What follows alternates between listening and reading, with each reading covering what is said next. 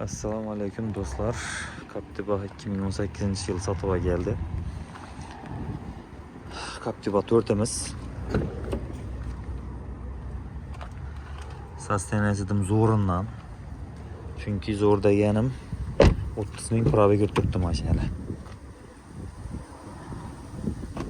İçine çikola takılgan. Maşinamız öte güzel halatta tuttu. Balonlardan taza.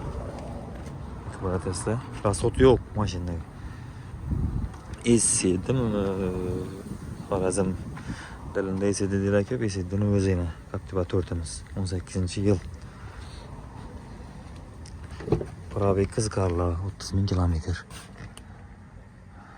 Liboy bir bölgeye tayar maşin dedi. İşte yine. Metanam koyulgan. Metanam 30'luktan birisi içinde, ikisi pesinde.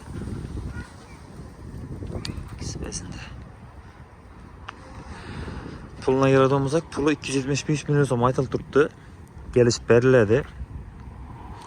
Naq pul bo'lsa обязательно. Telefon nomerlari 91dan 984 84 83.